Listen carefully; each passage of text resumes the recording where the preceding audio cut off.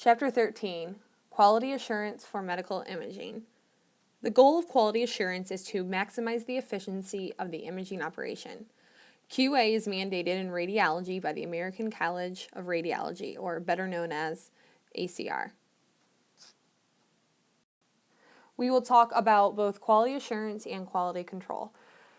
Regarding quality assurance, this includes all activities that seek to ensure consistent maximum performance from the physician as well as the imaging facilities, and is mandated by the ACR.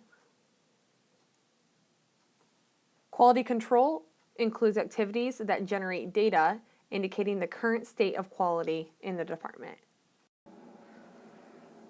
Regarding the quality assurance of digital imaging, there are always errors. Errors made by humans are considered random errors, and errors made by automation are considered systematic errors. Humans work around machine errors. So if there is maybe a situation where your RIS is not uploading the patient demographic for a certain exam, the humans, the techs, would go ahead and then manually enter, so there is always a workaround. Many of the same errors that occurred in film imaging occur in digital imaging. So that includes patient motion, bad positioning, wrong exam, wrong patient, poor inspiration, poor X-ray beam or grid alignment, and so on. Digital images are not quote-unquote safe. So they can be deleted, misassociated, meaning they're sent to a different patient's demographic, or it is the wrong exam for that patient. They can be misrouted and also be misinterpreted. Media that records electronic images are temporary. Substandard images can be passed on throughout the hospital, while bad films can be controlled or fixed. Images in digital imaging can also be deleted, and with film images, in comparison, it is very hard to get rid of the physical film images. On this slide, I'm going to talk about some measurable indicators of image quality. Quality of the digital images depends on contrast, resolution, and noise. Artifacts can also affect image quality. A tech can only do as much as the equipment allows them to. So the tech can only produce as good of images as the equipment allows. Sometimes there are limitations on the capabilities of equipment, such as how it is calibrated, configured, maintained, and how it is operated as well as its condition. For display quality, this depends on if they use a cathode ray tube or a liquid crystal display. And then there could possibly be an inappropriate lookup table. Lookup tables are defined for each display monitor individually, so they can be used to ensure that an image looks exactly the same on every single computer. The lookup table converts pixel values of an image into the brightness values for the display. And then there are the use of digital test patterns. So this right here, not display, that is supposed to be digital. These make any display problems obvious. So the picture right here, this is just an example of a digital test pattern, and it measures the resolution of the images. Some more measurable indicators of image quality include repeat rate and misidentification. Repeat rate is the gross indication of quality of images. So repeating images extends the time necessary to complete an exam and also delays interpretation. As you know, it also requires additional dose to the patient. For misidentification, this must be corrected immediately to be of any immediate and clinical value as far as quality assurance goes. Performance improvement mechanisms. An effective quality assurance program is founded on the fact that acknowledgement of the errors will still occur, but you need to implement processes to avoid, detect, and correct the errors. And then you need to enforce those processes. Documentation of errors serves as a basis for any root cause analysis and is absolutely imperative to the success of quality assurance programs.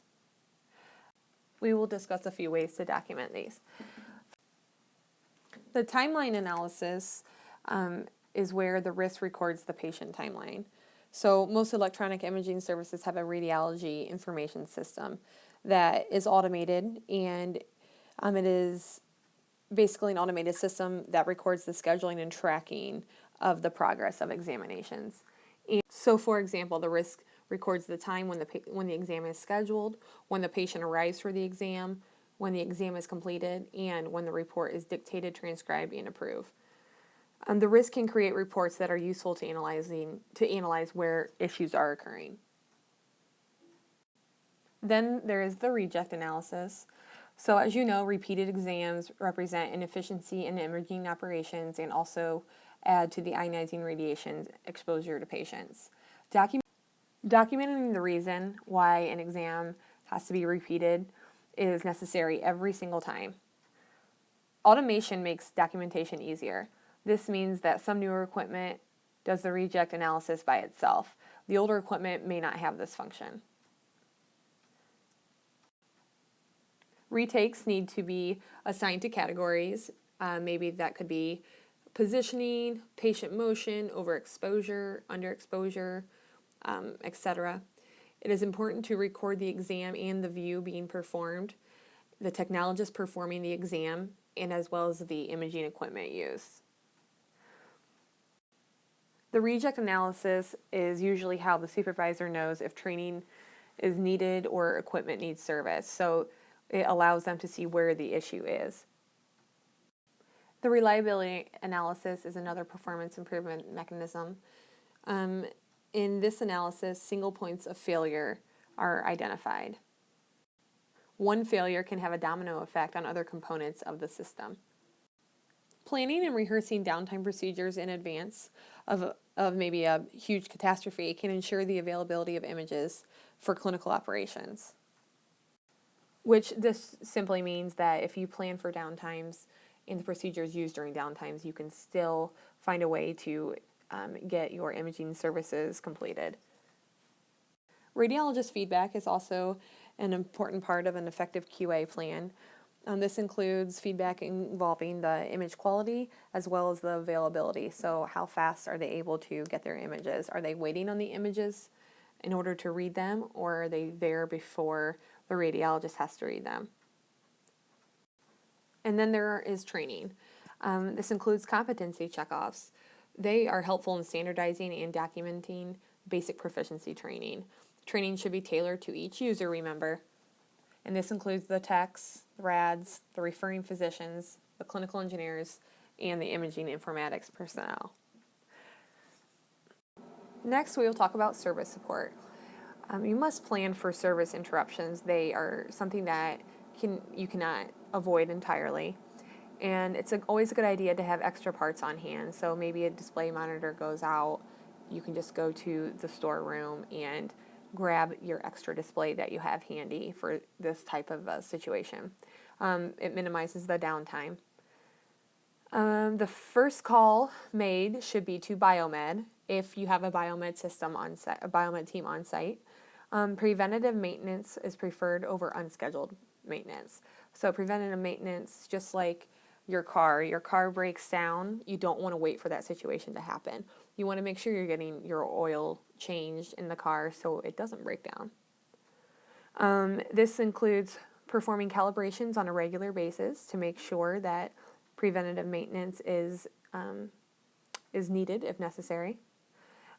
You should clean and inspect the equipment as well as document when and what you are cleaning. And preventative maintenance should be scheduled at the convenience of the department, not the vendor. It's a good idea to always plan for software upgrades. Again, this is usually something you cannot avoid. As far as the user is concerned, a good service team will notify users when a service outage occurs and also when service uptime is expected. This is critical in maintaining confidence for the techs in regards of service support. Every role has a responsibility as far as quality assurance goes. For the technologist, they are responsible for an exam making it to the physician for him or her to be able to view it. One or more designated QC techs per department are a great idea. For the imaging informatics professional, they are involved in collecting and analyzing the QC data. They assist in correcting errors and in automating the QC process, and as well as training the techs on the automated system. The IIPs can also possibly be used in troubleshooting and service support depending on how your department works. The medical physicist should be a quality assurance resource to the department. Radiologist input is required for a successful quality assurance program. They should demand that their techs are taking images with high image quality as well as high availability. As far as the radiology administrator's roles go, they should realize the value of the quality assurance program to their department. They must also allocate resources to the QA project, and they are responsible for any QA policies and procedure enforcement. So not only do the policies and procedures need to be made, but they also need to be enforced. Otherwise, they are no good. And the radiology administrator also arranges for any training that the staff may need. And then your hospital or your department may have a quality assurance committee. This includes all stakeholders in the radiology operations. They meet periodically, usually, to review any QC data or QA incidents.